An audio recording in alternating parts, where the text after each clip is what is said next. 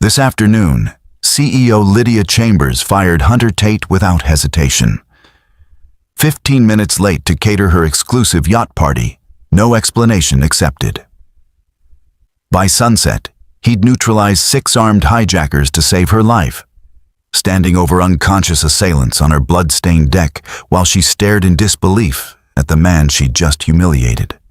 What she didn't know: Hunter was once a decorated Marine Force recon operator who dismantled international smuggling rings across 3 continents.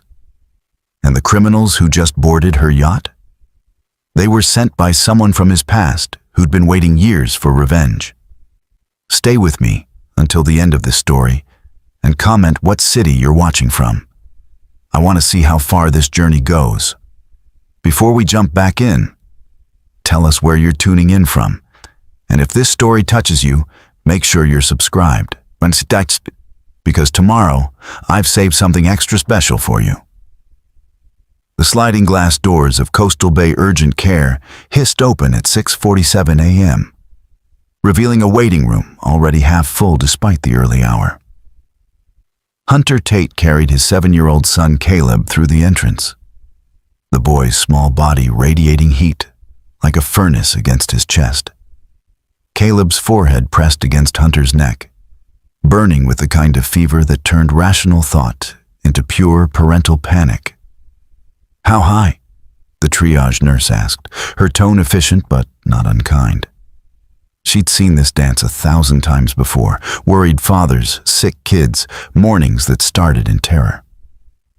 103.2 when I checked 20 minutes ago, Hunter said, shifting Caleb's weight in his arms. The boy had fallen back asleep during the drive, his breathing shallow and rapid. He was fine yesterday.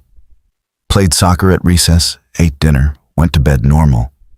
Then he woke up screaming at 4 this morning, saying his head hurt. The nurse typed notes into her computer, her eyes flicking between the screen and Caleb's flushed face. "Any vomiting? Rash? Stiff neck?" "No vomiting. No rash that I can see. He said his neck hurts, but I don't know if that's stiff or just sore from sleeping wrong. Let's get him back right away." She stood, grabbing a tablet. "Follow me." The examination room was small and cold, decorated with cartoon characters that were supposed to make sick kids feel better, but somehow made everything worse. Hunter sat in the plastic chair, refusing to put Caleb down, holding him like he could absorb the fever through sheer willpower. "Mr. Tate?" A doctor appeared, young, maybe 30, with kind eyes behind wire-rimmed glasses. "I'm Dr. Patel. Let's take a look at this young man." The next 20 minutes were a blur of questions, examinations, and that special kind of waiting that only happened in medical facilities. Time stretched and compressed simultaneously. Finally, Dr. Patel looked up from her notes with an expression that made Hunter's shoulders drop with relief. "It's viral," she said. "Nasty one, but viral. His throat is inflamed. Lymph nodes are swollen. But there's no sign of bacterial infection. No meningitis, no strep, nothing that requires hospitalization. So he'll be okay? He'll be miserable for a few days, but yes, he'll be fine. Alternate ibuprofen and acetaminophen every 4 hours for the fever. Plenty of fluids. If it goes above 104 or lasts more than 3 days, bring him back. Otherwise, this is just something his immune system needs to fight off." Hunter nodded, processing, already mentally calculating the cost of this visit. His bank account currently held $892.47. Rent was due in 8 days at $1,200. The urgent care visit would be at least $200, maybe $300. The prescriptions would be another $40 or $50. He'd been counting on this week's catering paycheck to bridge the gap, had been planning to pick up extra shifts this weekend to build a small cushion. But Caleb was okay. That was all that mattered. Everything else was just math, just problems to solve. "Thank you, doctor," Hunter said, meaning it completely. He carried Caleb back to their 12-year-old Ford Explorer, the passenger side mirror held on with duct tape, the check engine light glowing its permanent amber warning. Caleb stirred as Hunter buckled him into his booster seat. "Dad?" His voice was scratchy, small. "Am I going to school?" "Not today, buddy. You're staying home, resting, getting better." "Are you going to work?" Hunter checked his phone. 7:53 a.m. His shift at Sterling Events Catering started at 8 a.m., and the company was 30 minutes away on a good traffic day. Today was not a good traffic day. Today was the day Lydia Chambers, the CEO of Apex Dynamics and Sterling Events' most important client, was hosting an exclusive yacht party for 50 of the city's wealthiest investors. Today was the day Hunter absolutely could not be late. He fired off a text to his supervisor, a perpetually stressed woman named Janet who'd given him this job 9 months ago when he'd been desperate and underqualified. "Janet, sorry, running behind. My son had 103 fever. Had to take him to urgent care. He's okay, but I'm still in Harborview. We'll be there by 8:30 at the latest." The response came back within seconds. "Hunter, today is not the day. Chambers' yacht party.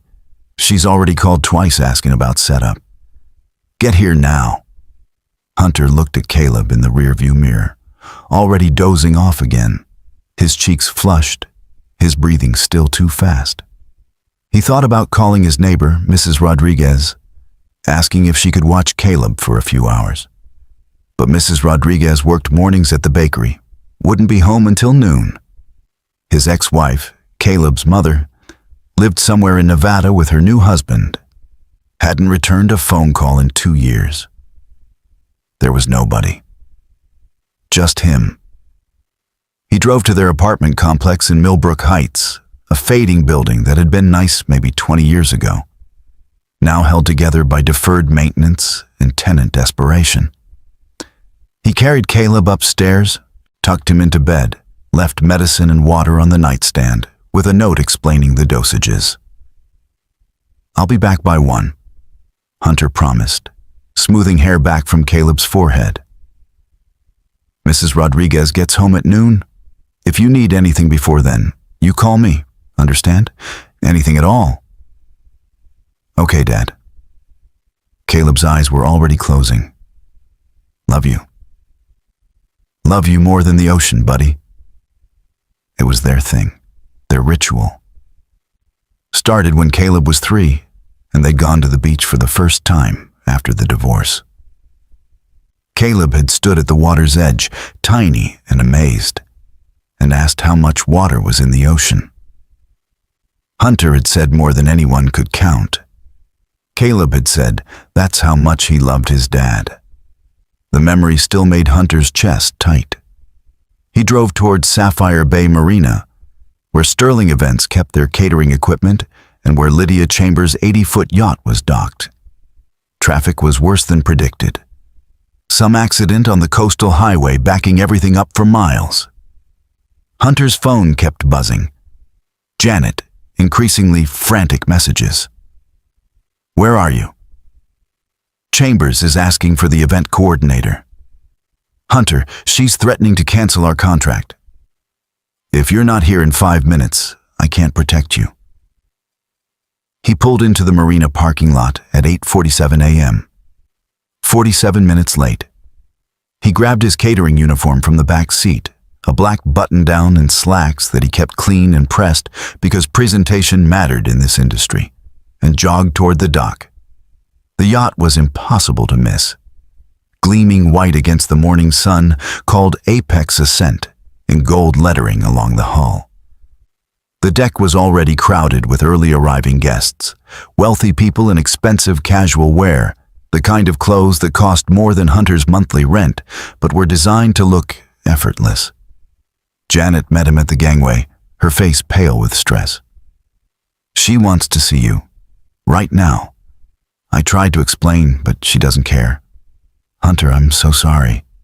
"It's fine. I'll talk to her. It's not fine. You know how she is. Hunter did know. Lydia Chambers had a reputation that preceded her by miles. 34 years old, self-made billionaire, CEO of Apex Dynamics, a tech company that did something with artificial intelligence and data analytics that Hunter didn't fully understand, but that apparently printed money.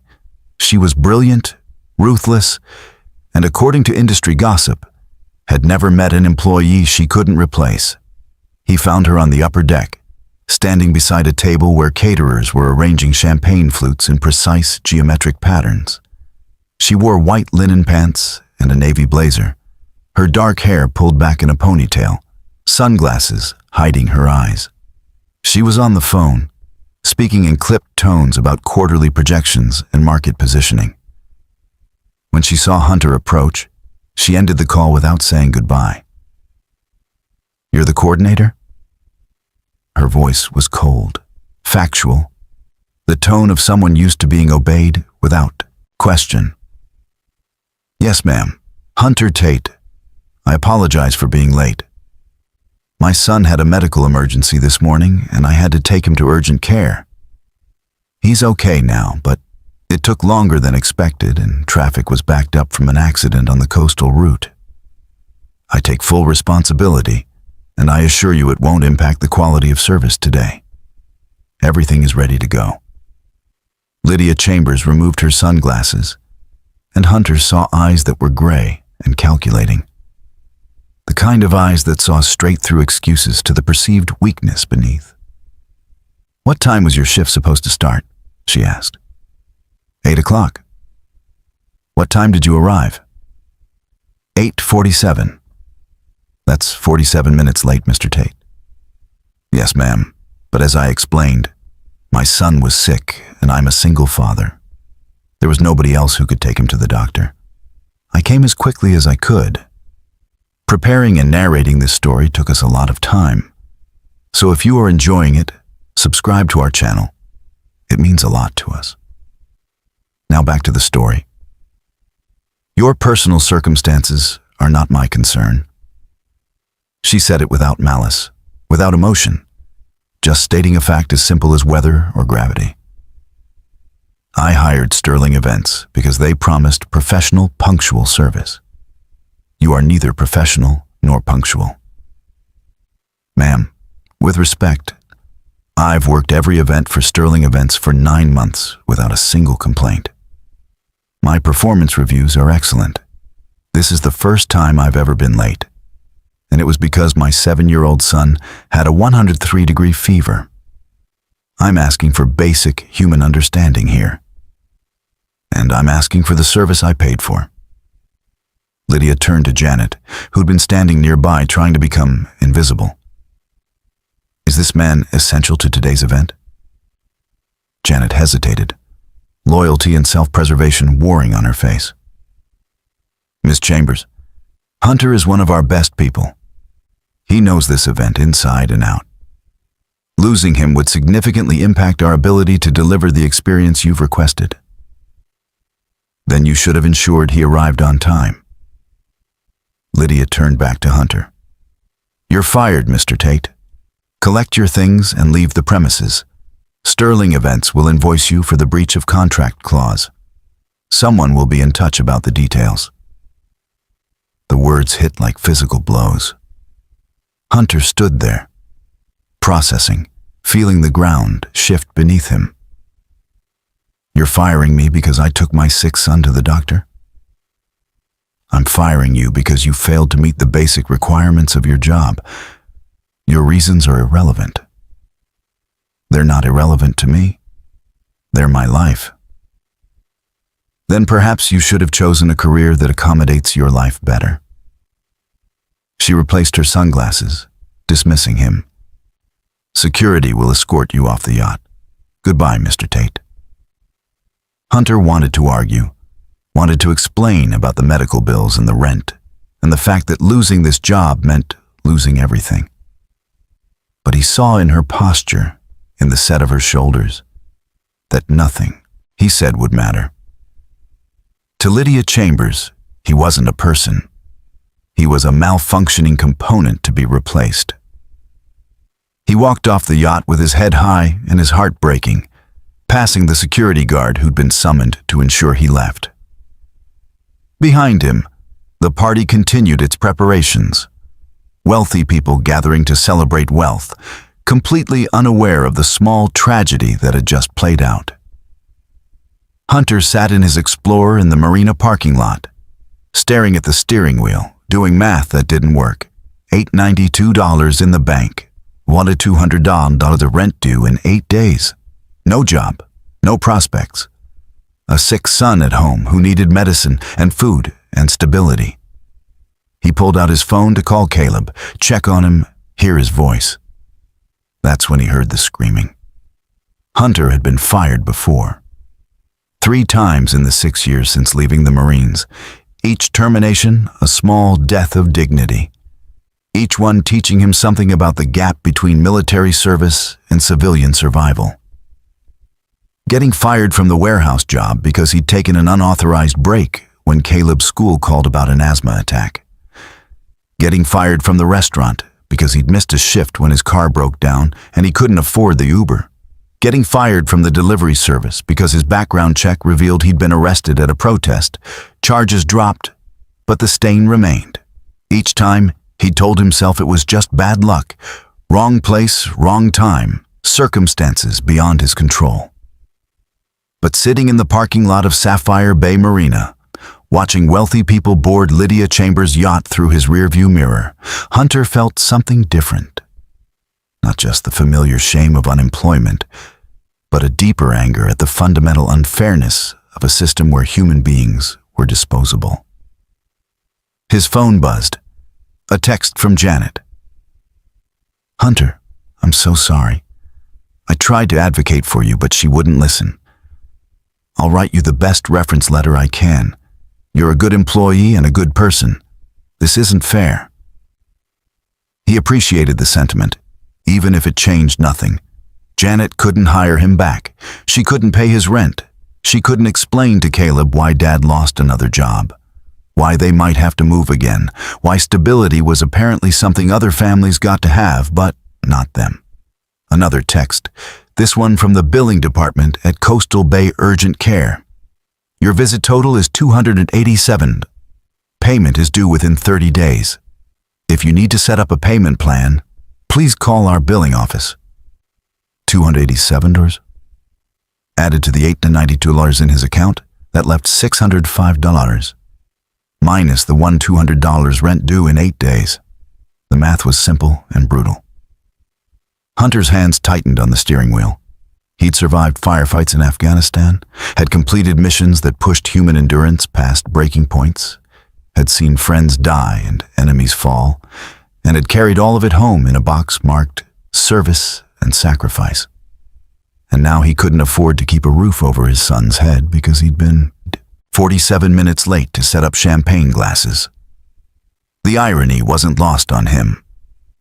Lydia Chambers, CEO of a tech company worth billions, couldn't spare basic human compassion for a single father earning $16 an hour. She lived in a world where 47 minutes was an unforgivable breach of contract, where employees were interchangeable parts in a machine optimized for profit, where a 7-year-old's fever was an irrelevant detail. He thought about the Marines, about the core values drilled into him during 13 weeks of hell at Paris Island. Honor, courage, commitment, taking care of your people, never leaving anyone behind. The military had problems. God knows it had problems. But at least it pretended to care about the humans inside the uniforms. Out here, in the world Lydia Chambers occupied, caring was weakness. Empathy was inefficiency. And Hunter Tate, former Marine Force recon operator, decorated veteran of 3 combat deployments, was just another expendable resource. His phone rang. Mrs. Rodriguez. Hunter, I just got home from the bakery and I saw Caleb is in your apartment alone. Is everything okay? He's burning up, pobrechito. Panic spiked. I know. I'm sorry. I had to work and there was nobody else. Can you stay with him? Please, I'll pay you. I just need a few hours to figure things out. Of course I'll stay with him. You don't pay me nothing. He's a sweet boy. But Hunter, he needs his papa. You should be here. I know. I'm coming home now. Thank you, Mrs. Rodriguez. Thank you so much. He ended the call and sat there, engine off, watching the yacht party continue without him. He should leave, should go home to Caleb, should start making calls about new jobs, new opportunities, new ways to patch together survival. But he didn't move. Some part of him, the part that had been trained to complete missions regardless of circumstances, needed to see this through. Needed to witness what his firing had bought. Needed to understand what was so important about this event that it justified destroying a man's livelihood. Through the explorer's windows, he watched guests arrive. They came in luxury cars and hired drivers, dressed in clothes that cost more than Hunter made in a month, carrying themselves with the easy confidence of people who'd never worried about urgent care bills or rent checks. They laughed, air-kissed, sipped champagne that probably cost $300 a bottle. Lydia Chambers moved through them like royalty, shaking hands, accepting congratulations for something Hunter couldn't hear. She'd changed clothes, now wearing a white dress that probably cost more than his car. She looked happy, radiant, completely unburdened by the memory of the man she'd fired an hour ago. Hunter's phone buzzed again, this time a call from an unknown number. Mr. Tate? This is Linda Chen from Sterling Events Corporate Billing. I'm calling regarding the contract breach termination fee. According to your employment agreement, Section 4.3, failure to complete an assigned shift results in a $500 penalty fee. We'll be deducting this from your final paycheck, which will be processed in 2 weeks. Hunter closed his eyes. Of course there was a penalty fee. Of course they'd take it from his paycheck. Of course the system was designed to punish him even after termination. I was fired for taking my sick son to the doctor, he said, keeping his voice level. I'm a single father. He had a 103-degree fever. There was nobody else. I understand, sir, and I'm sorry for your situation, but the contract terms are clear. The fee applies to all incomplete shifts regardless of circumstances. Even medical emergencies? Even medical emergencies. I'm truly sorry. She wasn't sorry. She was reading from a script, doing her job, enforcing rules created by people who'd never had to choose between their job and their son's health. Hunter ended the call without saying goodbye. $500 penalty fee, deducted from his final paycheck, which meant 2 weeks from now, he'd receive maybe $200 instead of $700. Which meant he'd have less than $100 total when rent came due. Which meant eviction, homelessness, child protective services asking questions about his fitness as a parent. The anger he'd been suppressing broke through. Not the hot rage of combat, but the cold fury of injustice. Lydia Chambers had destroyed his life without a second thought, had dismissed his son's medical emergency as irrelevant circumstances, had activated contract clauses designed to extract money from fired employees. And now she was sipping champagne on her yacht, celebrating whatever billionaires celebrated, completely free from consequence. Hunter started the Explorer, ready to leave, ready to go home to Caleb and figure out how to survive this latest disaster. His hand was on the gear shift when he heard it. Not the polite sounds of a party, but something else. Shouting, not celebration, but alarm. He looked toward the yacht and saw people running. Saw someone fall, saw men in black tactical gear appearing from below deck, moving with military precision, carrying weapons. The yacht was under attack. and every instinct Hunter had spent 6 years trying to suppress roared back to life. The attack unfolded with the kind of precision that separated professionals from amateurs. Hunter counted 6 attackers, all wearing black tactical gear and balaclavas, moving in coordinated patterns that screamed military training. They'd emerged from the yacht's lower deck simultaneously, suggesting they'd either been hiding aboard before the party or had accessed the vessel through an underwater approach. 2 of them secured the gangway, cutting off the primary escape route. 2 more positioned themselves on the upper deck, weapons raised, forcing guests to the ground. The final 2 moved toward Lydia Chambers with clear purpose. This wasn't random piracy. This was a targeted operation. Hunter's training kicked in before conscious thought could catch up. His eyes cataloged details automatically, muscle memory from 1,000 tactical briefings taking over. 6 hostiles, all carrying what looked like HK-416 assault rifles. Serious hardware that suggested serious funding. The guests, maybe 40 people visible on deck, were dropping to their knees, hands raised, following instructions shouted in accented English. The marina security guard, a retired cop named Williams, who Hunter had chatted with during previous events, was making the fatal mistake of reaching for his sidearm. One of the attackers saw the movement and fired a 3-round burst into the dock beside Williams's feet. The guard froze, hands up, weapon forgotten. Smart. They wanted compliance, not casualties. At least for now. Hunter's hand moved to his phone. 911, report the attack. Let professionals handle it. He was a civilian now, a fired catering coordinator with a sick son at home. This wasn't his problem. He'd done his service, paid his dues, earned the right to walk away from violence. But then he saw Lydia Chambers. She was on the upper deck, surrounded by her guests, but the 2 attackers were moving directly toward her. One of them pulled out what looked like a tablet, showed her something on the screen. She shook her head violently. The attacker grabbed her arm, yanking her away from the crowd. This was an abduction. Hunter dialed 911, keeping his eyes on the yacht. The call connected. 911, what's your emergency? Armed attack at Sapphire Bay Marina. 6 hostiles with automatic weapons, approximately 40 hostages on the yacht Apex Ascent. They're attempting to abduct the vessel owner. Send SWAT immediately. Sir, can you confirm the number of attackers and their weapons? 6 hostiles, all carrying what appear to be HK-416 rifles. They have tactical training, coordinated movement patterns. This is a professional operation, not random violence.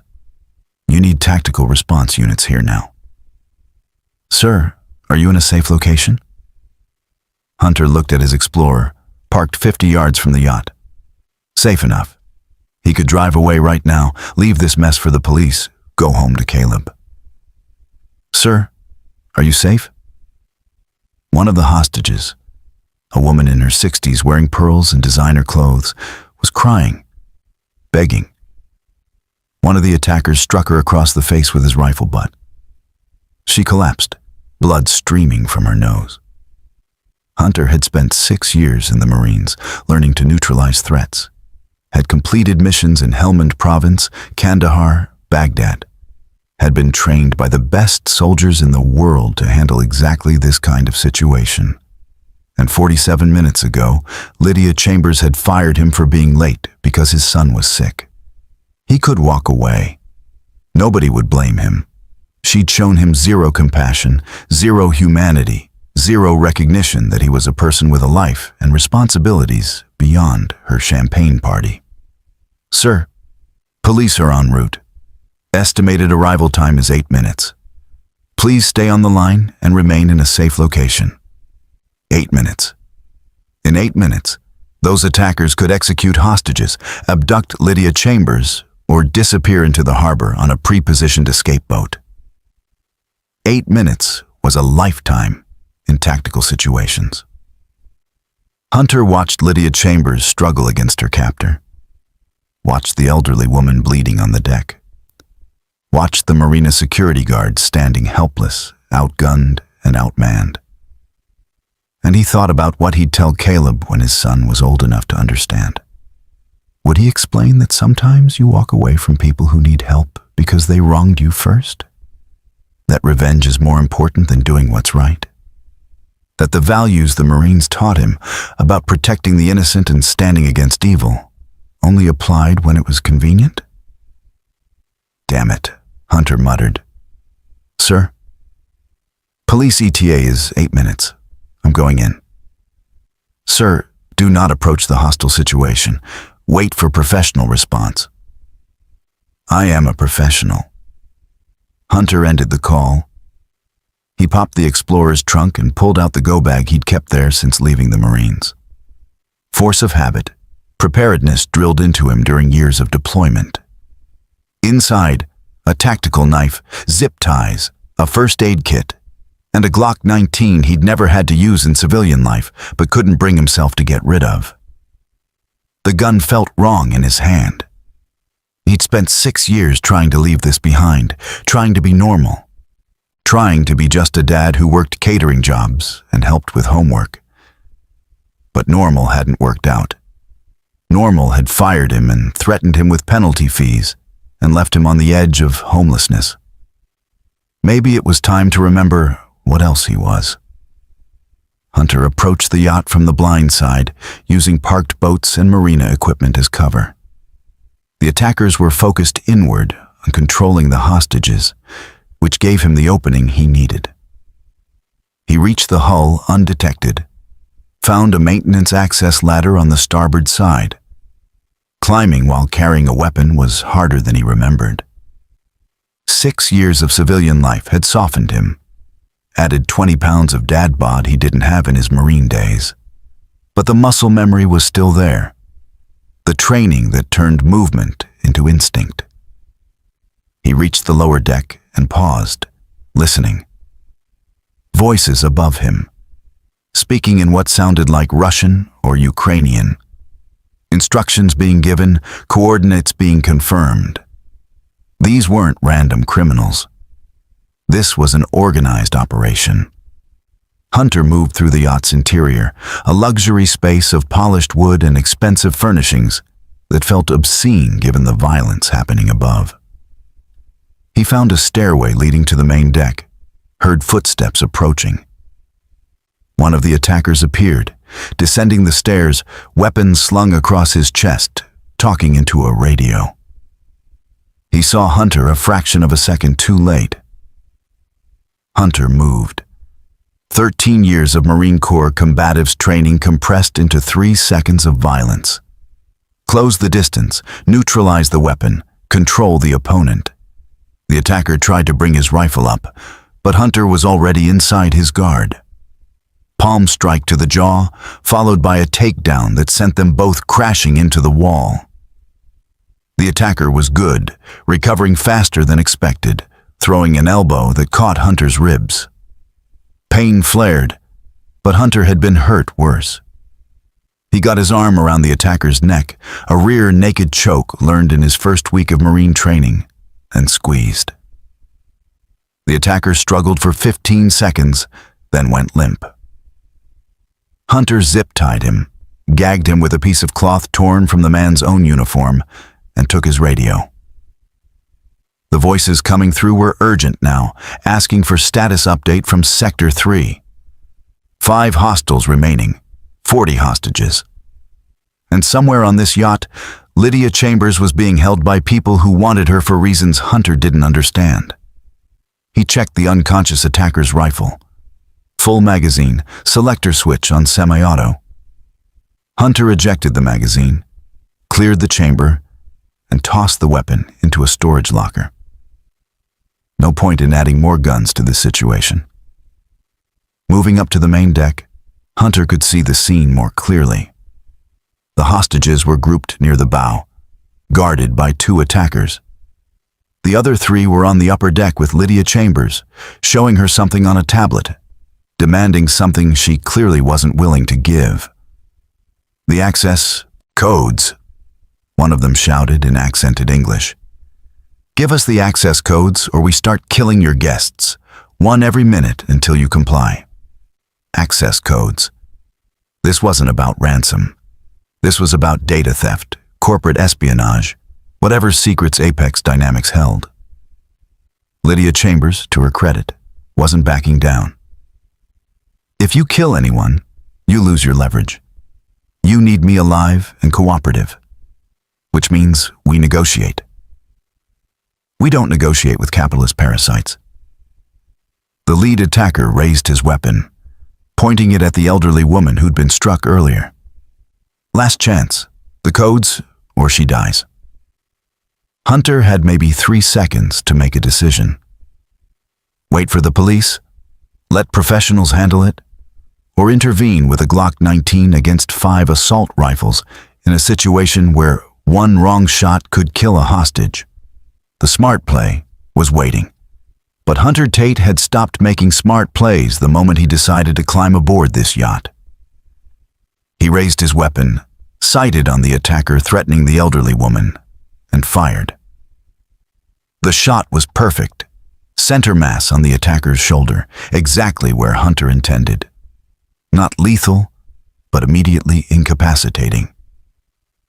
The man's weapon clattered to the deck as he spun backward, screaming in pain and surprise. Chaos erupted instantly. The other 4 attackers pivoted toward the gunshot source, their training evident in how quickly they assessed the new threat. Hunter was already moving, using the yacht's architectural features for cover. A decorative pillar, a beverage station, anything that put solid material between him and incoming fire. Bullets tore through the air where he'd been standing a second earlier. The polished wood deck splintered, champagne glasses exploded in crystalline bursts, and guests screamed with renewed terror. Hunter counted the shots, mentally tracking each attacker's position by their muzzle flash and firing pattern. 2 on the upper deck, 2 moving toward his position on the main deck.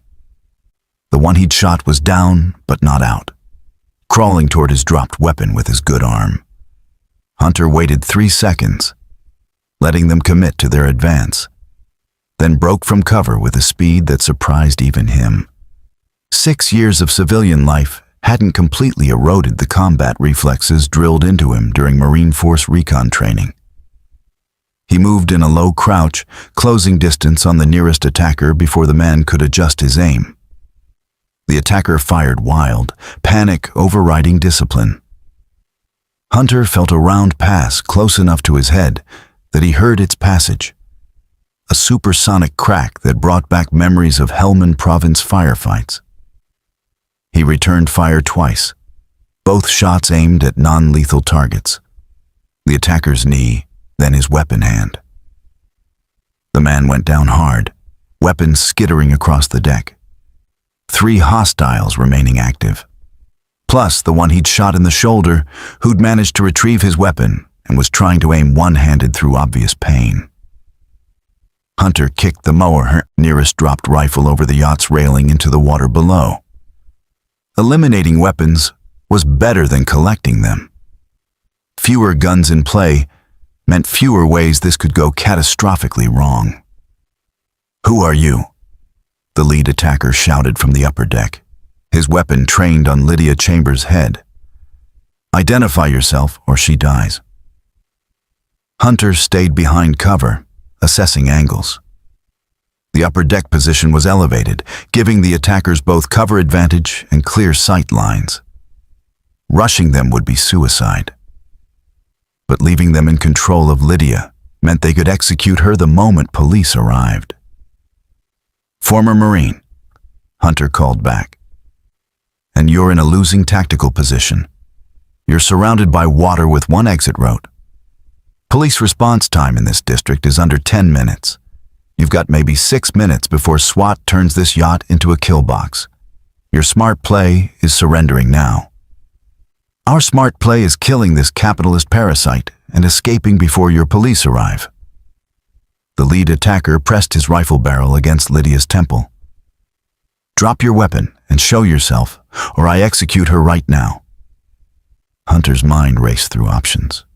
He could try a precision shot, but the angle was wrong, and Lydia's head was too close to the attackers. He could wait for police, but 6 minutes was an eternity when someone had a gun to a hostage's head. He could surrender, but that just gave them 3 hostages instead of 1. Then he saw it. A detail his tactical training had automatically cataloged, but his conscious mind hadn't processed yet. The lead attacker's stance was wrong, weight distribution off, weapon grip showing stress indicators. This wasn't a hardened soldier comfortable with execution-style killing. This was someone playing a role, following a script, hoping the threat alone would be enough. "You won't shoot her," Hunter said, standing slowly, hands visible but weapon not dropped. "You need her alive. Whatever access codes you're after, they die with her. Which means this whole operation fails if you pull that trigger." The attacker's hesitation confirmed Hunter's read. Amateur hour disguised as professional operation. Hunter continued, voice calm and authoritative. "Here's what's going to happen. You're going to release Ms. Chambers and surrender your weapons. In exchange, I'll let you use the yacht's tender to escape before police arrive. You get away clean, nobody else gets hurt. Everybody lives to fight another day. You have no authority to negotiate. I have the authority of being the only thing standing between you and a SWAT team that won't offer deals." Hunter gestured toward the marina. "You can hear the sirens already. That's your clock running out. Make the smart choice." For a moment, the situation hung in perfect balance. Then the elderly woman who'd been struck earlier did something unexpectedly brave. She stood up despite the guard nearest her shouting for her to stay down, and she spoke directly to Lydia. "Chambers, my dear, whatever they want, don't give it to them. Some things are worth dying for." The lead attacker made his fatal mistake. He turned his weapon away from Lydia to point at the elderly woman, and Hunter took the shot. Not at the attacker. That angle was still wrong. Instead, Hunter shot the tablet computer from the lead attacker's hand, the device exploding in a shower of plastic and circuitry. The man jerked backward reflexively, and Lydia did exactly what Hunter hoped she would. She dropped straight down, removing herself from the line of fire. Hunter was moving before the tablet hit the deck. He vaulted over the railing separating main deck from upper deck, a move his 43-year-old knees immediately protested, and landed in a roll that brought him up inside the lead attacker's guard. What followed was brutal and efficient. A disarm technique learned in Marine martial arts program training, executed with the kind of violence that came from muscle memory rather than conscious thought. The attacker's weapon went flying. Hunter's elbow connected with the man's solar plexus, driving the air from his lungs. A leg sweep brought him down, and a knee to the chest kept him there.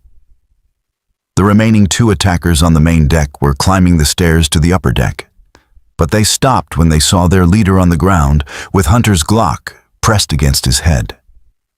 "Weapons down," Hunter ordered. "Right now, or I paint this deck with his brains." He wouldn't actually execute an unarmed prisoner. The Marine Corps had taught him rules of engagement, laws of warfare, ethical boundaries that survived even in the chaos of combat. But these attackers didn't know that. They saw a man who'd taken down 4 of their team in under 3 minutes, who moved like a professional soldier, who held their leader's life in his hands. They dropped their weapons. Hunter zip-tied all 6 attackers using the restraints from his go bag, plus several cloth napkins from the catering setup, creating an improvised prisoner containment line. The hostages remained frozen, processing the violence they'd just witnessed, probably going into shock.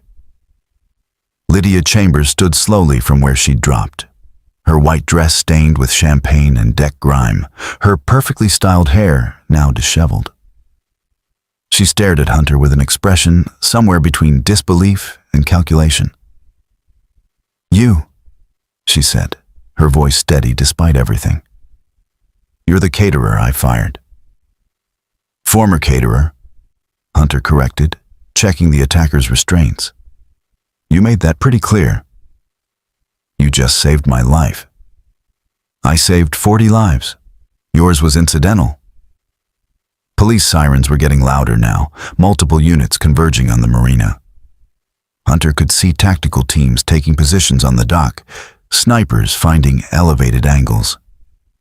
They'd be boarding the yacht within minutes, and Hunter needed to make sure they didn't shoot him on sight. He raised his hands, Glock pointed safely at the deck, and called out toward the police positions.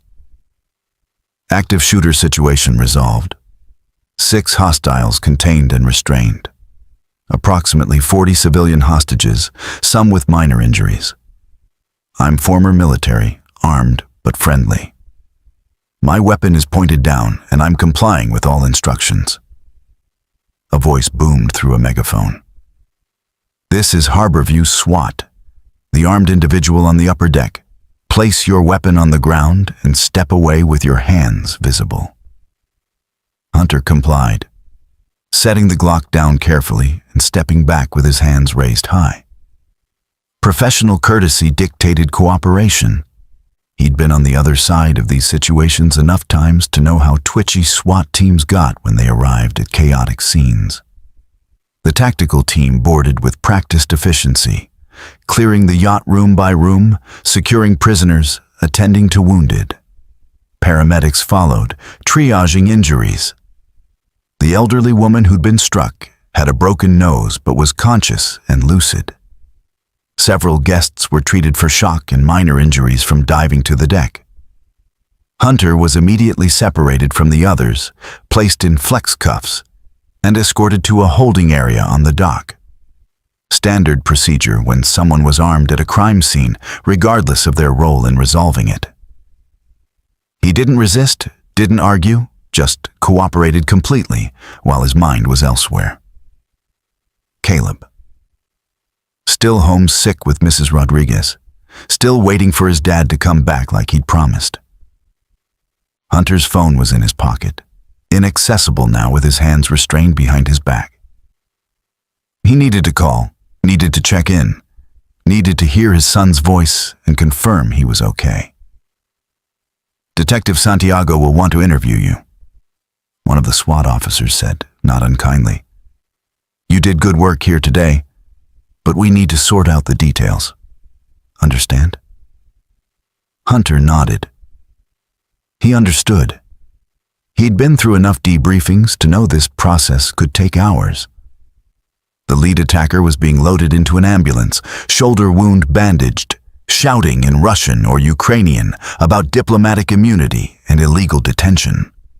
Hunter watched him go, memorizing the man's face, cataloging details his training insisted were important, even if he couldn't explain why yet. Lydia Chambers was standing with paramedics who were trying to check her for injuries while she waved them off impatiently. She was on her phone, speaking rapidly to someone about crisis management and public relations. Even nearly dying couldn't stop her from running her empire. Their eyes met across the dock. She ended her phone call and walked toward him, her expensive heels clicking against the concrete, her white dress ruined, but her posture still radiating authority. "Mr. Tate," she said, stopping a few feet away. "I need to speak with you." "Ma'am, I'm currently in custody. Detective Santiago will want my statement before I talk to anyone else." "I know. I've already spoken with the chief of police. You'll be released shortly, all charges cleared. Self-defense and defense of others, clearly justified use of force." She paused, and something shifted in her expression. Not quite vulnerability, but close. "What you did today, coming back after I fired you, risking your life to save people who meant nothing to you, I don't understand it." "I'm a Marine," Hunter said simply. "Or I was." The training doesn't really leave you. When people are in danger, you help. That's it. That's the whole equation. I fired you for being late because your son was sick. Yes, you did. That was wrong. The words seemed to cost her something. I was wrong. You deserved better, and I failed to give it to you. I'm sorry. Hunter studied her, looking for the angle, the corporate manipulation, the self-serving apology designed to avoid lawsuits or bad publicity. But what he saw was genuine regret, the kind that came from having your worldview violently adjusted. Apology accepted, he said. Can I go home to my son now? Soon. But first, I need to know something. Those men, they wanted access codes to Apex Dynamics' secure systems. They knew details about my company that should be impossible to know. This wasn't random violence. This was industrial espionage, possibly worse. She stepped closer. Your tactical assessment, your military background, the way you handled that situation, I need that expertise. I need someone I can trust. And right now, you're the only person who fits both criteria. Ms. Chambers, I appreciate the offer, but I'm not interested in private security work. I just want to go home, take care of my son, find a new job that doesn't involve getting shot at. $75,000 a year, full benefits, flexible hours so you can be there for Caleb, private school tuition covered, and a formal apology to Sterling Events so your termination is reversed and the penalty fee is waived. Hunter's breath caught. $75,000 was more than double what he'd been making. That was stability. That was medical bills paid without panic. That was everything he'd been fighting for. What exactly would the job entail? Head of personal security. Protect me, investigate this attack, find out who's targeting Apex Dynamics and why.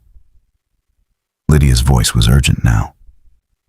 Hunter, those men knew things only a handful of people should know. Which means I have a leak somewhere in my organization. I need someone outside my normal circles, someone whose loyalty can't be questioned because you have no stake in corporate politics. Detective Santiago was approaching, a tired-looking woman in her 50s, carrying a tablet and wearing the expression of someone who'd had a very long day that just got longer. Ms. Chambers, I need to interview Mr. Tate now, she said. Of course. Hunter, think about my offer. We'll talk after you're released.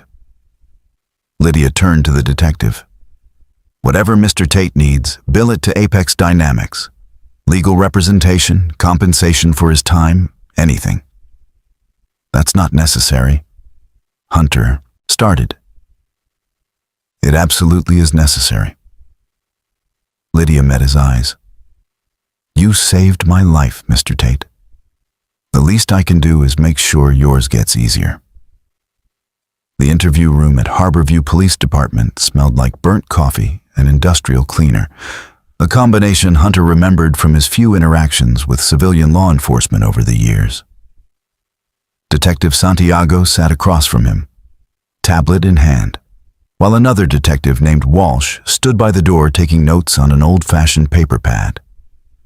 Hunter's flex cuffs had been removed 2 hours ago, replaced with a surprisingly good cup of coffee and an assurance that he wasn't being charged with anything. Still, the room had the oppressive weight of official scrutiny, the sense that every word mattered. Let's go through it again, Santiago said, her voice professional but not unkind. You were fired from your catering job at approximately 8:47 this morning. You left the yacht. What made you come back? I was sitting in my car, about to leave, when I heard screaming. I looked and saw armed men taking hostages. I called 911 and reported the situation. And then you decided to board the yacht alone, armed with a personal firearm, and engage 6 armed suspects. Santiago didn't phrase it as a question. The 911 operator said police ETA was 8 minutes. In 8 minutes, those hostages could have been executed or the primary target could have been abducted. I made a tactical assessment that immediate intervention was necessary. You're not law enforcement. You're not private security. What qualified you to make that assessment? 6 years United States Marine Corps, Force Recon, 3 combat deployments, multiple high-risk operations. I'm trained for exactly this kind of situation. Walsh spoke up from the door. Your service record checks out. Decorated veteran, honorable discharge, no red flags. But that was 6 years ago, Mr. Tate. What have you been doing since? Trying to be a normal dad.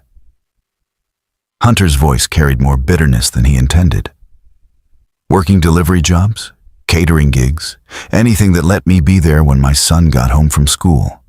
Normal didn't work out too well. Santiago pulled up something on her tablet. The 6 suspects are all foreign nationals, 4 Ukrainian, 2 Russian. All entered the country on tourist visas within the last month. We're working with federal agencies to determine their affiliations, but preliminary analysis suggests ties to organized crime syndicates specializing in corporate espionage. They wanted access codes to Apex Dynamic Systems, Hunter said. That's what they were demanding from Miss Chambers. This was targeted industrial theft, not random violence. Which raises an interesting question. Santiago leaned forward. How did they know Miss Chambers would be on that yacht today? The party was invitation only, location not publicized. Someone with inside knowledge had to provide that information. Hunter had been thinking the same thing. You're looking at her inner circle.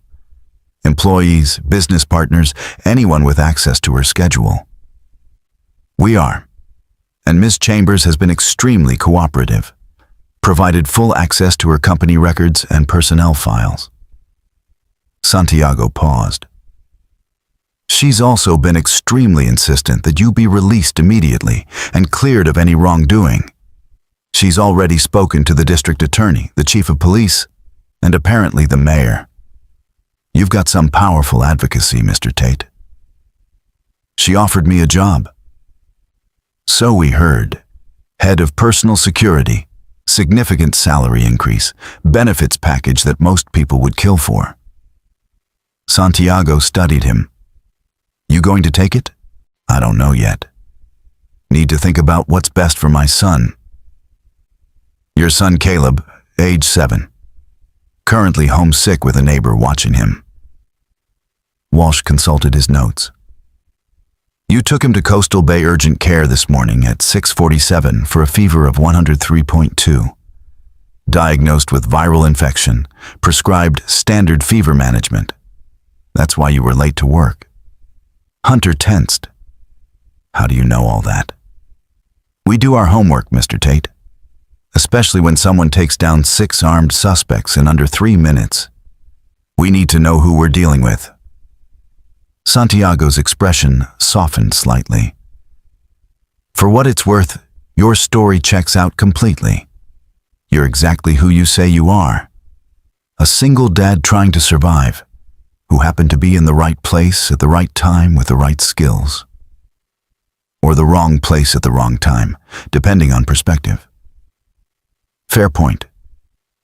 Santiago closed her tablet. You're free to go, Mr. Tate. We'll need you to come back tomorrow to sign your formal statement. But for now, you're done. Thank you for your cooperation and your service, both to your country and to those hostages today. Hunter stood, legs stiff from sitting too long. The attackers, what happens to them? Federal custody, most likely. DHS wants them for immigration violations. FBI wants them for terrorism-related charges, and we've got them for assault, kidnapping, and about 15 other felonies.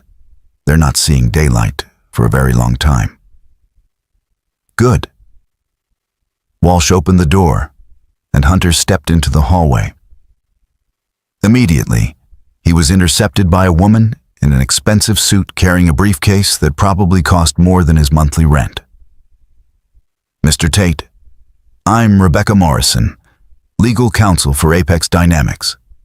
Miss Chambers asked me to ensure you had representation during your interview and to provide you with this." She handed him an envelope. "Consider it a consulting fee for your time today." Hunter opened the envelope and nearly dropped it. A check for $10,000, signed by Lydia Chambers. "I can't accept this." "You absolutely can and should. You saved Miss Chambers' life and prevented a multi-million-dollar corporate theft. This is a token of appreciation, not payment. The actual job offer, should you choose to accept it, comes with significantly better compensation."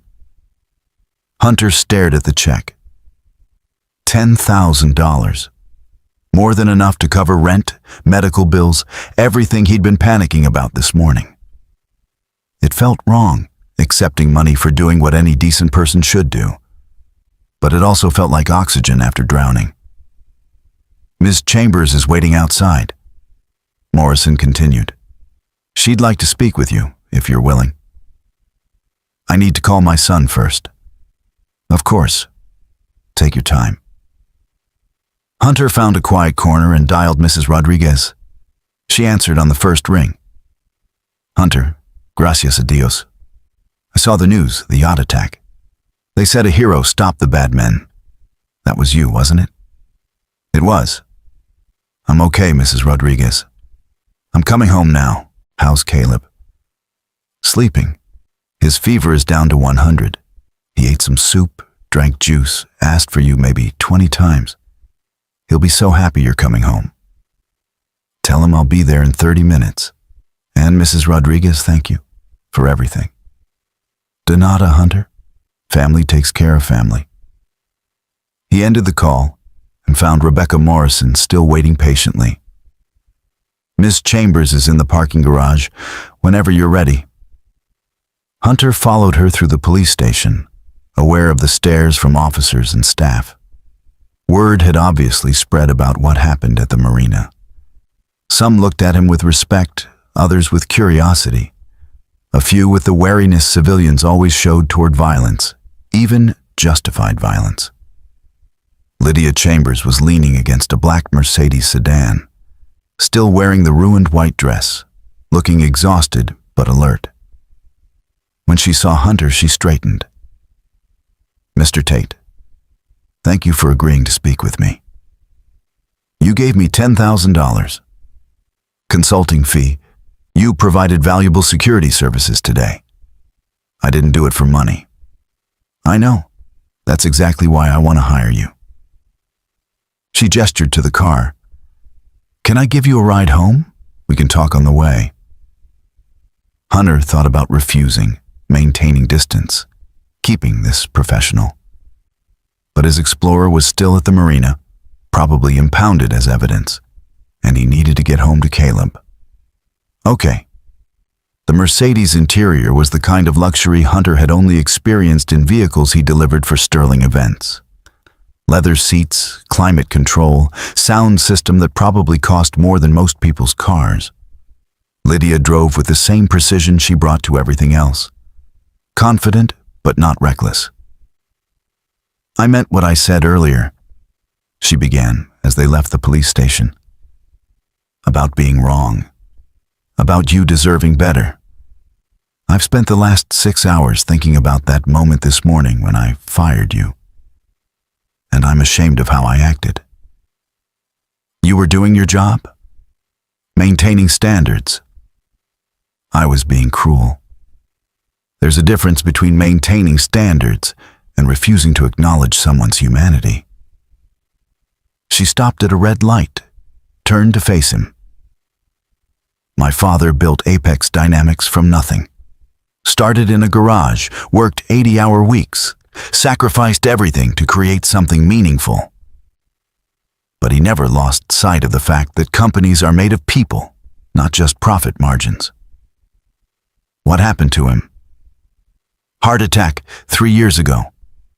Sudden, catastrophic, and I inherited everything at 31. $1 billion company, thousands of employees, expectations I had no idea how to meet. Her voice tightened. I convinced myself that being tough meant being heartless, that caring about employees made you weak. I've fired 17 people in the last year, Hunter. 17 human beings with families and responsibilities and lives I dismissed as irrelevant circumstances.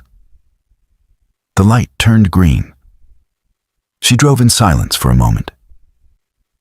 Today, when those men had guns to my head when I thought I was going to die, all I could think about was those 17 people, wondering if any of them would even care, wondering if I'd built a legacy worth dying for or just a profitable machine. And then I showed up. And then you showed up. The man I'd wronged, who had every reason to walk away, who chose to help anyway. She pulled into Hunter's apartment complex.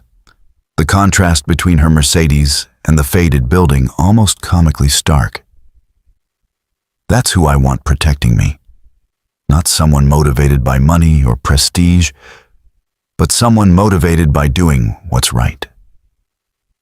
Hunter looked at his apartment building, at the windows where Caleb was sleeping, where Mrs. Rodriguez was probably watching novellas and knitting, where his life waited in all its modest, struggling reality. I need to think about it, he said. Need to talk to my son, make sure this is what's best for him. I understand. Take all the time you need. Lydia handed him a business card. My personal number. Call anytime, day or night. And Hunter, regardless of your decision about the job, that check is yours. You earned it. Hunter took the card, got out of the car, then turned back. Ms. Chambers, those men today, they knew details about your company that should have been impossible to know. You have a serious security problem. Probably someone on your inside feeding information to hostile actors. Until you figure out who and why you're in danger. I know. That's why I need you. I'm not an investigator. I'm just someone who knows how to fight. You're someone who sees threats clearly and responds appropriately. That's exactly what I need right now. She put the car in reverse. Think about it, Hunter. Please. He watched her drive away, then climbed the stairs to his apartment. Mrs. Rodriguez met him at the door, hugged him fiercely despite barely reaching his chest, and whispered prayers of gratitude in Spanish.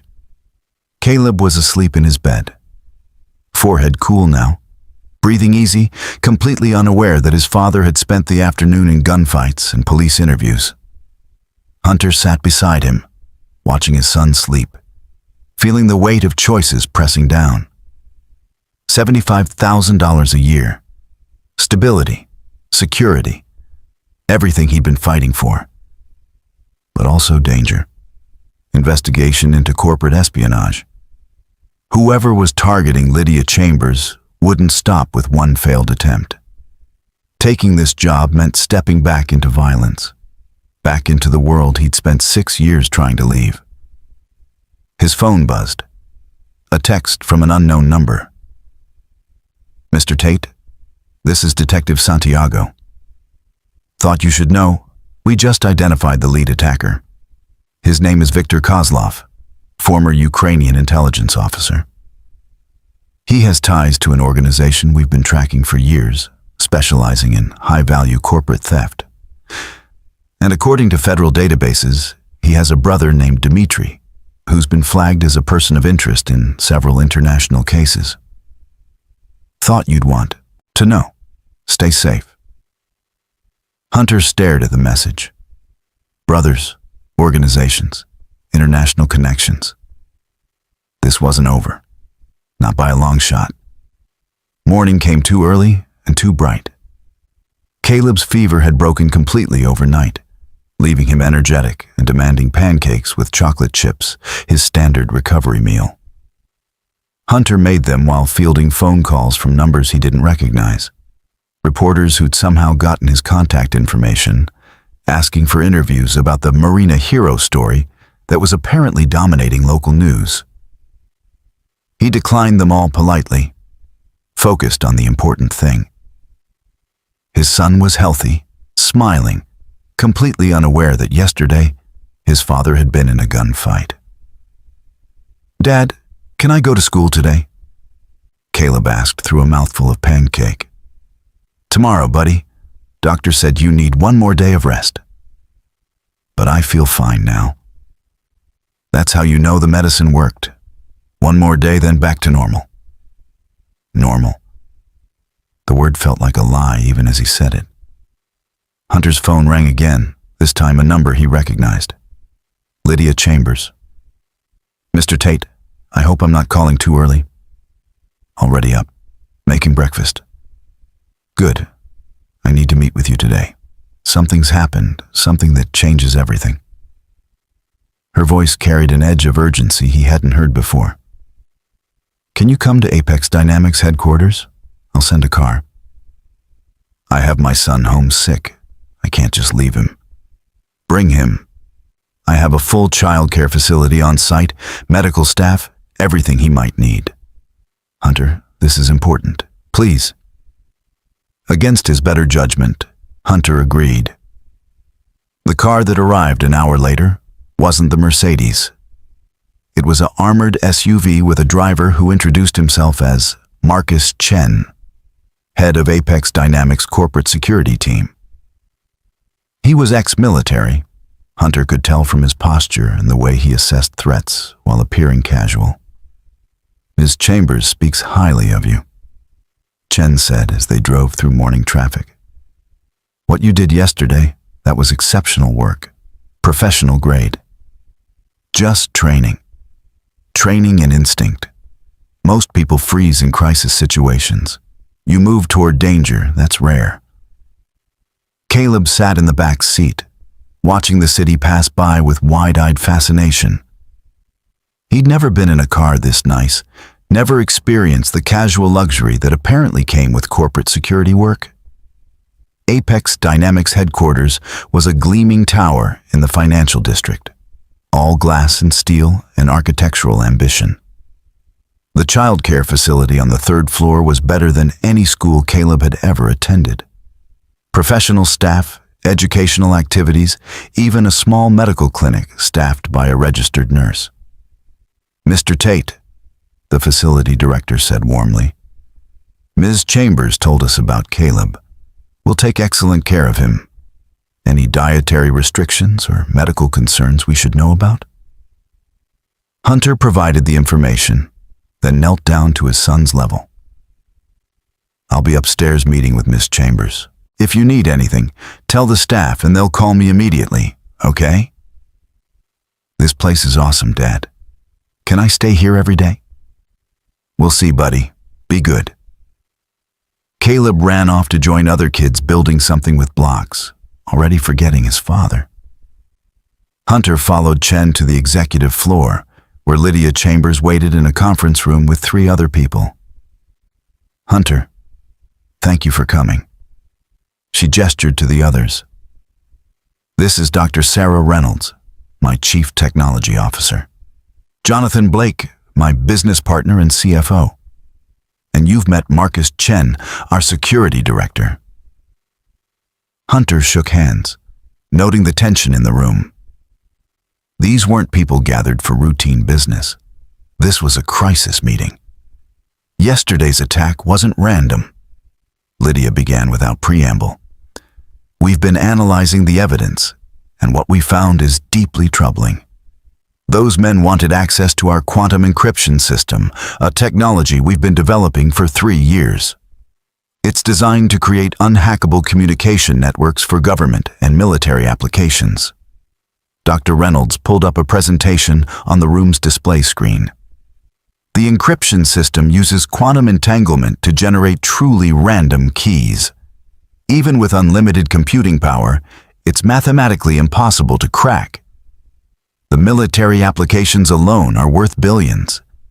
But more importantly, it could protect critical infrastructure from cyber attacks. The Department of Defense has been in negotiations with us for exclusive rights, Jonathan added. We're 3 weeks away from finalizing a contract worth $800 million. If this technology fell into hostile hands, the national security implications would be catastrophic. Hunter processed this information. Yesterday's attack was an attempt to steal that technology. Yes, and it almost succeeded.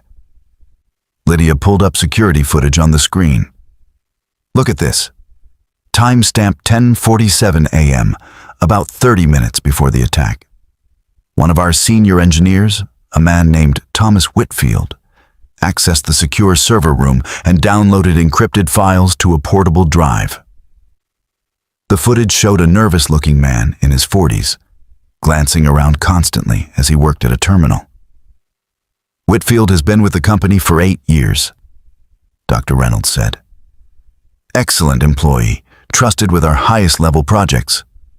We never had any reason to suspect him. Where is he now? Hunter asked. That's the problem. Marcus Chen pulled up another image. He left the building at 11:15 a.m., shortly after the download. Security footage shows him getting into a car with diplomatic plates. We tracked the vehicle to the Ukrainian consulate. Diplomatic immunity, Hunter said, understanding immediately. Exactly.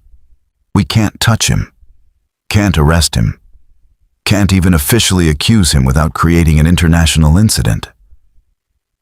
Lydia's frustration was evident. And the portable drive he took contains the core algorithms for our quantum encryption system. It's encrypted itself, but with enough time and resources, it could be cracked. How much time?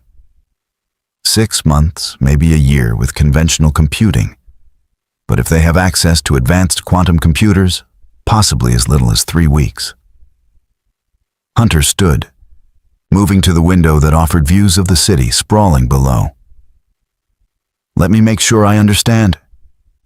You have a technology worth hundreds of millions, potentially critical to national security. An insider stole it and fled to a foreign consulate. And the same day, 6 armed men tried to force you to provide access codes that would have made that stolen data immediately usable.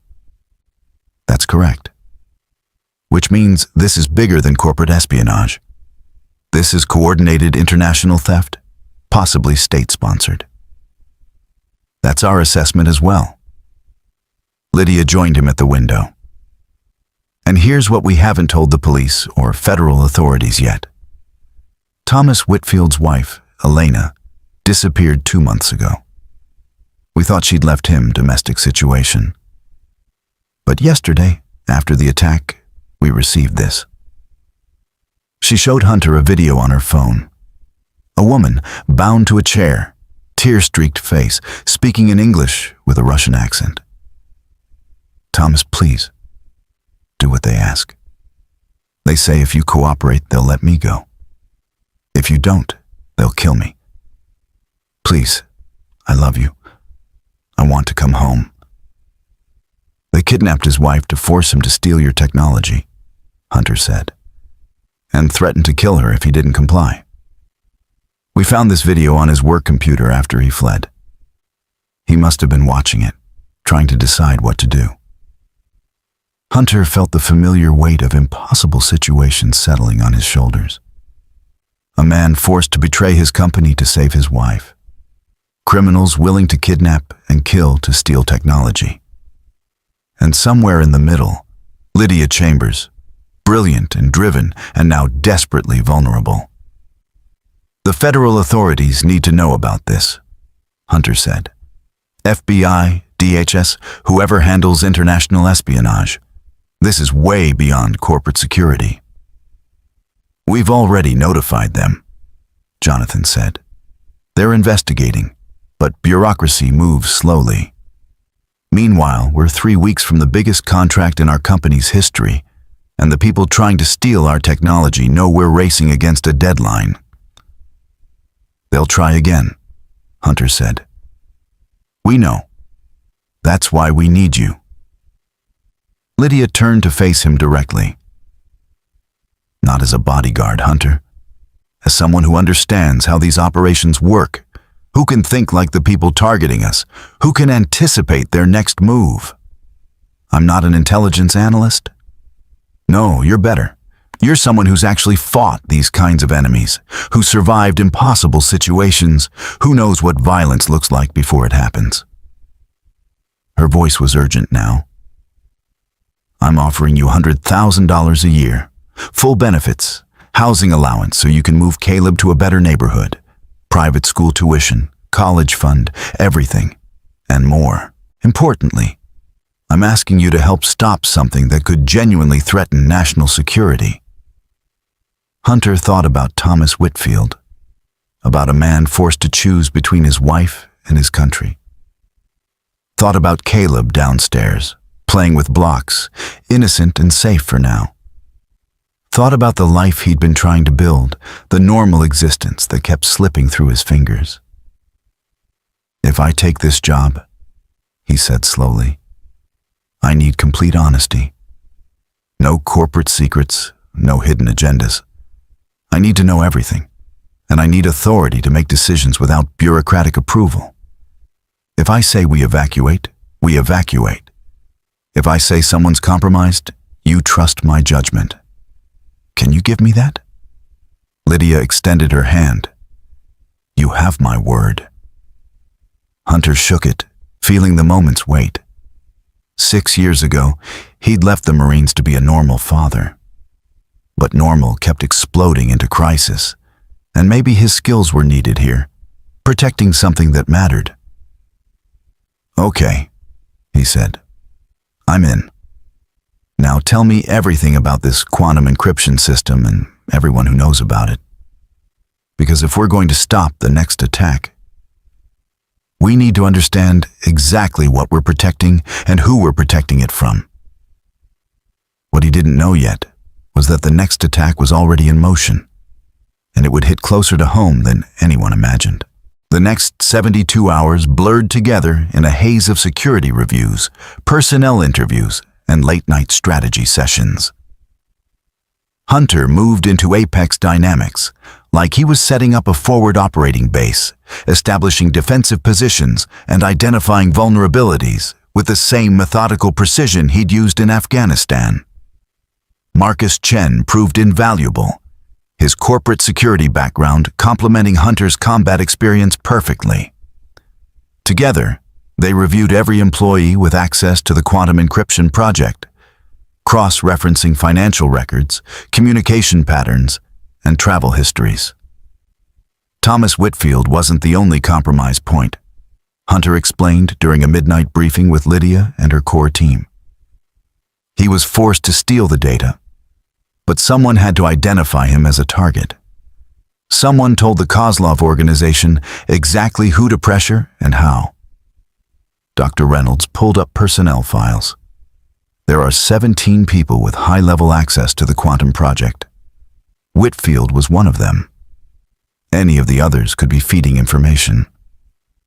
Or it could be someone without direct access who's piecing together information from multiple sources, Jonathan added. Corporate espionage often works through social engineering rather than direct theft. Hunter spent his days interviewing staff, watching body language, listening for inconsistencies. He spent his evenings with Caleb, who'd adapted to the Apex Dynamics childcare facility with remarkable ease, making friends and enjoying resources Hunter could never have provided on a catering salary. Dad, can we stay here forever? Caleb asked one evening as Hunter picked him up. They have a science lab, and Ms. Patterson says I'm really good at experiments. We'll see, buddy. I'm still figuring things out. But truthfully, Hunter was already getting comfortable. The salary Lydia offered meant stability for the first time since his divorce. Caleb could attend schools Hunter had only dreamed about. They could move out of Millbrook Heights into a neighborhood where gunshots weren't part of the ambient noise. Lydia herself remained professional, but increasingly open. sharing details about her father's vision for Apex Dynamics, her own struggles with leadership, her fear that she'd inherited something precious and was destroying it through coldness and poor judgment. 17 people fired in 1 year, she said during one late-night session, just the two of them reviewing security footage. 17 lives disrupted because I convinced myself that caring was weakness. You made me see how wrong that was. You're trying to fix it. That counts for something. Does it? Or am I just scared and trying to buy redemption? Hunter didn't have an answer for that. On day 4, they found it. A pattern in the communication logs that Marcus's algorithms flagged as suspicious. Someone had been sending encrypted messages to an external server, buried in routine network traffic designed to look like system updates. The someone was Rebecca Morrison, the corporate lawyer who'd given Hunter his first check. She's been with us for 6 years, Lydia said, staring at the evidence in disbelief. Handled our most sensitive negotiations. I trusted her completely. That's why she was valuable, Hunter said. Trust gives access. We need to confront her, but carefully. If she knows we're onto her, she'll disappear like Whitfield. They set up a controlled interview, casual and non-threatening. Rebecca walked in expecting a routine legal consultation and found Hunter waiting with evidence of her communications displayed on multiple screens. To her credit, she didn't try to lie. They have my daughter, she said simply, voice hollow. She's studying abroad in Prague. 3 weeks ago, she disappeared. Then I got a video of her tied up, terrified, begging me to cooperate. What would you have done, Mr. Tate? What would any parent do? Hunter understood that desperation intimately. Help us stop them and we'll get your daughter back. Keep protecting them and she dies anyway once you're no longer useful. Rebecca provided everything. Names, contact methods, the entire structure of the Kozlov organization's operation. It was bigger than they'd imagined, spanning 4 countries, with resources suggesting state sponsorship rather than simple criminal enterprise.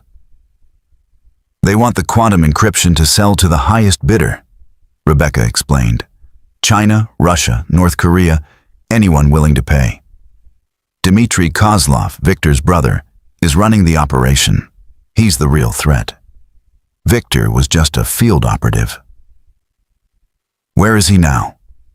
Hunter asked. Unknown, but he'll make another move before the DoD contract is finalized.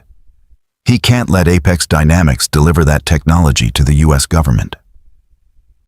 Hunter and Lydia spent the next week fortifying defenses, coordinating with FBI and DHS, preparing for an attack they knew was coming, but couldn't predict.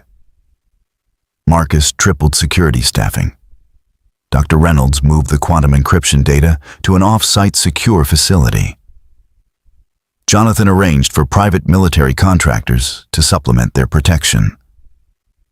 And slowly, carefully, Hunter and Lydia began building something beyond professional cooperation. Late nights became conversations about life beyond work. Shared meals in her office turned into genuine friendship. The attraction was there, unspoken but obvious, complicated by professional boundaries and the immediate threat hanging over everything. After this is over, Lydia said one evening, after we've stopped Kozlov and secured the DoD contract, I'd like to take you and Caleb to dinner. Somewhere nice. Not as your employer, just as someone who's grateful and interested. I'd like that, Hunter admitted. 2 weeks after Hunter took the job, federal agents arrested Victor Kozlov's entire cell based on Rebecca Morrison's intelligence. 6 people, all foreign nationals, all connected to the yacht attack. The operation was hailed as a major counterintelligence victory. They celebrated cautiously, knowing it might not be over, but hoping it was. That hope lasted exactly 3 days. The arrest of Viktor Kozlov's cell made national news. International espionage ring dismantled, the headlines declared.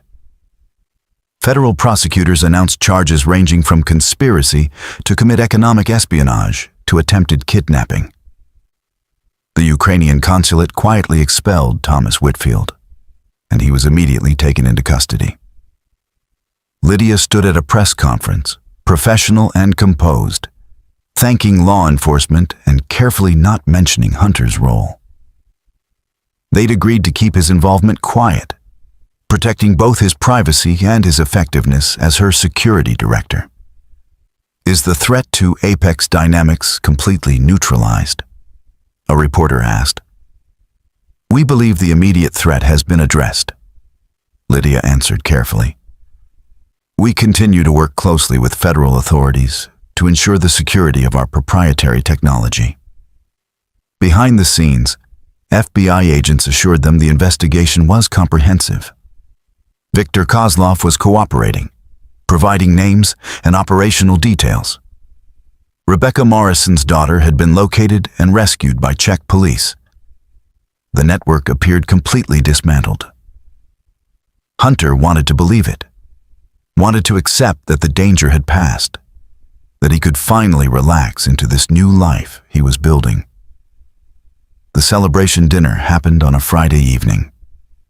Lydia had reserved a private room at an upscale restaurant overlooking the harbor, invited her core team and their families. Caleb came wearing his best clothes, excited to be included in a grown-up dinner. Marcus Chen brought his wife and teenage daughter. Dr. Reynolds came with her husband. Jonathan Blake arrived with his partner. Even Rebecca Morrison attended, released on bail and wearing an ankle monitor, grateful that her cooperation had saved her daughter's life. To second chances, Lydia toasted, raising her glass, and to the people who make them possible. They toasted, ate excellent food, told stories that had nothing to do with espionage or danger. Caleb charmed everyone by explaining his science experiments in enthusiastic detail. For a few hours, it felt like normal life, like they'd actually won. Hunter drove Caleb home that night, his son falling asleep in the passenger seat, exhausted from excitement. Their new apartment, paid for by Apex Dynamics' housing allowance, was in a safe neighborhood with good schools and parks. Hunter carried Caleb inside, tucked him into bed in a room that actually had space for a desk and bookshelves. Love you, Dad, Caleb mumbled, half asleep. Love you more than the ocean, buddy. Hunter's phone buzzed as he was heading to his own bedroom. A text from Lydia. Thank you for tonight, for everything. You've changed my life in ways I'm still processing. Sleep well. He smiled, typed back. Same here. Good night. He slept deeply for the first time in weeks. No nightmares, no hypervigilance, just genuine rest. The phone woke him at 4:17 a.m. Unknown number. Mr. Tate, this is Special Agent Williams, FBI. I'm sorry to call so early, but we have a situation. Viktor Kozlov escaped federal custody approximately 2 hours ago. We believe he had help from inside the detention facility. We're issuing immediate protective orders for you and Ms. Chambers. Hunter was already out of bed, moving toward Caleb's room. How did he escape? Still investigating. But Mr. Tate, there's something else. Kozlov's brother Dmitry has entered the country. Facial recognition caught him at JFK Airport 3 days ago using a diplomatic passport. We've been trying to locate him, but he's gone dark. Hunter reached Caleb's room and froze. The window was open, curtains moving in the night breeze. The bed was empty. On the pillow where his son should have been sleeping lay a single photograph. Caleb, bound and gagged, terrified eyes staring at the camera, and a message written on the back in precise handwriting. The quantum encryption data, Full access codes. Delivered personally by Hunter Tate to coordinates I will provide. You have 24 hours. Come alone or the boy dies. This is personal now. Dmitry Kozlov. Hunter's world stopped. The phone fell from his hand. Every tactical skill, every bit of training, every ounce of discipline evaporated in the face of pure, absolute terror. They had his son. The next 4 hours were the longest of Hunter's life. FBI agents swarmed his apartment, dusting for prints, analyzing the entry point, trying to construct a timeline. Special Agent Williams explained that Dmitry Kozlov must have been planning this for days, waiting for the perfect moment when everyone's guard was down.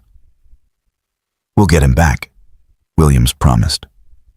We have resources, protocols for hostage situations.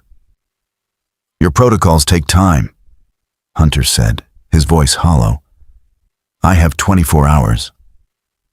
Lydia arrived within 30 minutes of Hunter's call, still in her evening clothes from the celebration dinner.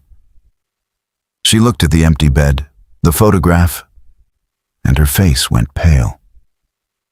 We give them what they want, she said immediately. The encryption data, the codes, everything. Caleb's life is worth more than any technology. It's not that simple, Dr. Reynolds said, having rushed over with Marcus Chen. The encryption system has safeguards. Even if we wanted to hand it over, extracting the complete data would take days. Dmitry knows this. He's not actually expecting a clean exchange. Then what does he want? Lydia demanded. Hunter stared at the photograph, at his son's terrified eyes, and understood. He wants me. This whole thing, from the yacht attack to Victor's arrest to this, it's all been about drawing me out. The encryption data is just bait. Marcus pulled up files on Dmitry Kozlov. Former Russian intelligence, expelled for unauthorized operations, now running a private espionage organization. And, buried in the file, a notation that made everything clear. Dmitry's younger brother Victor had been captured during a botched operation, sent to federal prison, humiliated and exposed because of intelligence provided by Hunter's tactical assessment. You're the one who identified Victor's patterns during the yacht attack, Marcus said. Your analysis helped FBI dismantle the entire cell. Dmitry doesn't just want the technology, he wants revenge. The coordinates came at 8 a.m. An abandoned industrial facility 40 miles outside the city, the kind of location that offered multiple escape routes and zero police coverage. It's a trap, Williams said. He'll kill you both and disappear. We need to set up a tactical response, position SWAT teams, negotiate for more time. Negotiate with what? Hunter's voice was cold now, all emotion locked away behind the combat mindset he'd tried so hard to leave behind. He has my son. He has all the leverage. And if I don't show up exactly as ordered, Caleb dies. Then we go together, Lydia said. He wants the encryption data delivered personally by you.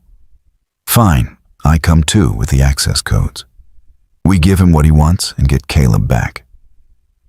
Miss Chambers, that's suicide, Williams protested. That's non-negotiable. Lydia's voice carried absolute finality. Hunter saved my life.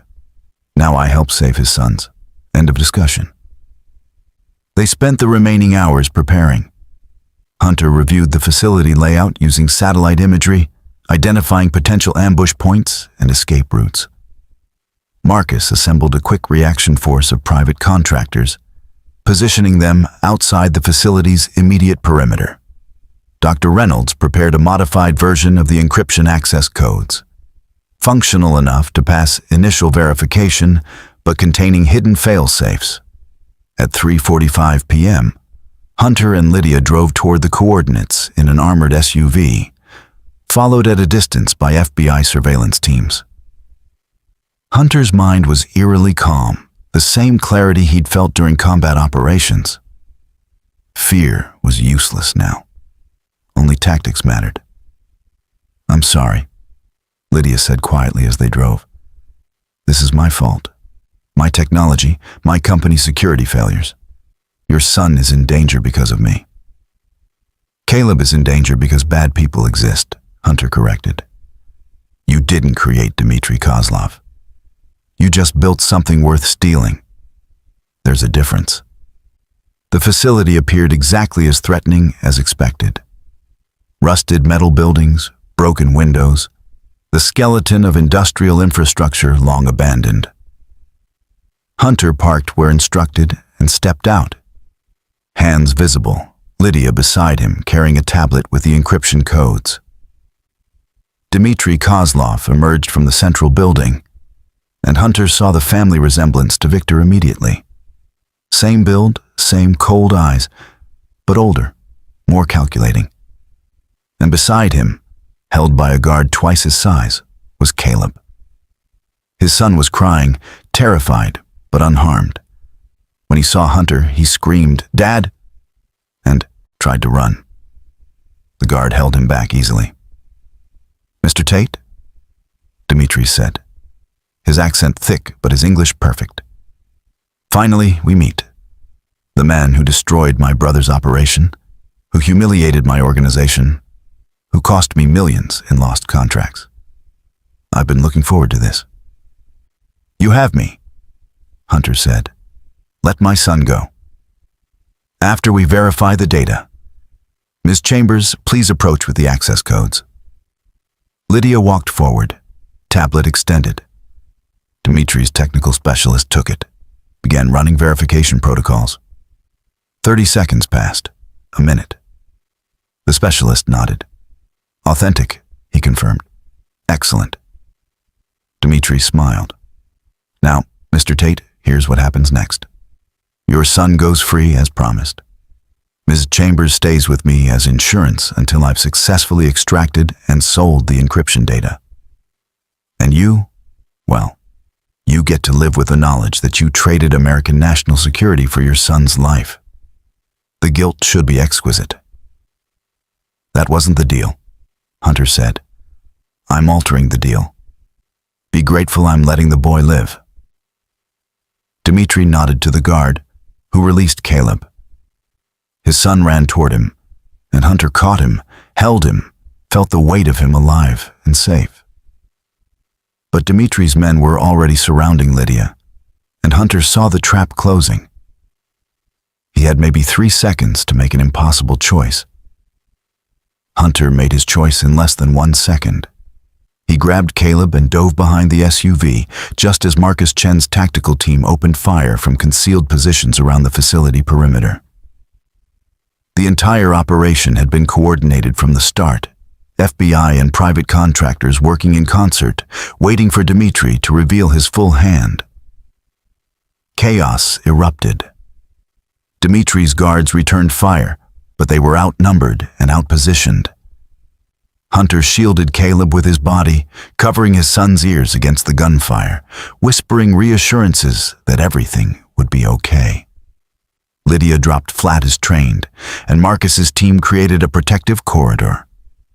2 contractors reached her within seconds, escorting her to safety while suppressive fire kept Dmitry's men pinned down. The firefight lasted 90 seconds. When it ended, 4 of Dmitry's guards were in custody, 2 wounded, none dead. And Dmitry Kozlov himself was on his knees, hands zip-tied behind his back, while FBI agents read him his rights. Hunter stood slowly, Caleb still in his arms, and walked toward where Dmitry knelt in the dirt. "You made a mistake," Hunter said quietly. "You assumed I'd sacrifice everything for my son. You were right. But you also assumed that meant I'd come alone and unprepared. That was wrong. I'm a Marine. We adapt and overcome, and we never abandon our people." Special Agent Williams appeared, looking satisfied. "Dmitry Kozlov, you're under arrest for kidnapping, extortion, espionage, and about 20 other federal charges. You'll be spending the rest of your life in a Supermax facility. Your brother Victor will be there with you. Family. Reunion." 6 weeks later, Hunter stood in Lydia's office, now officially redecorated to be warmer and more welcoming. The quantum encryption contract with the Department of Defense had been finalized. Apex Dynamics stock had doubled, and Hunter Tate had been offered a permanent position as Chief Security Officer with a salary that made his old catering job feel like a distant nightmare. "Caleb's doing well?" Lydia asked, looking up from her desk. "Therapy is helping. He has nightmares sometimes, but he's resilient. Kids are tougher than we think. Like his father. His father is tired of fighting, ready for that normal life I keep trying to build." Lydia stood, walked around the desk. Over the past weeks, they'd grown closer, professional boundaries gradually dissolving into something more personal. She'd been there through Caleb's therapy sessions, had personally ensured he had access to the best trauma counselors, had treated Hunter's son like he mattered. What if normal life includes dinner on Friday? Not employer and employee? Just two people who've survived impossible situations together and want to see what comes next. Hunter smiled. "I'd like that. Caleb, too. He thinks you're cool, which is high praise from an 8-year-old. Only 8-year-olds? I might think you're cool, too." They kissed then, tentative but genuine, testing the possibility of something beyond crisis and survival. When Hunter picked up Caleb from the Apex childcare facility that evening, his son ran to him with the usual enthusiasm, showing off a science project about ocean ecosystems. "Dad, Miss Patterson says I could be a marine biologist when I grow up. Isn't that awesome?" "The most awesome," Hunter agreed. As they drove home to their safe apartment in their safe neighborhood, Caleb asked the question that had been coming for weeks. "Dad, are you and Miss Chambers dating?" Hunter considered various diplomatic answers, then settled on honesty. "Maybe. Would that be okay with you?" Caleb thought about it seriously. "She's nice, and she makes you smile more. So yeah, it's okay. But Dad?" "Yeah, buddy? No more bad guys, okay? I'm tired of bad guys." Hunter pulled into their parking spot, looked at his son in the rearview mirror. "Deal. No more bad guys. Just normal life from here on out." And for the first time since leaving the Marines, he actually believed it might be possible.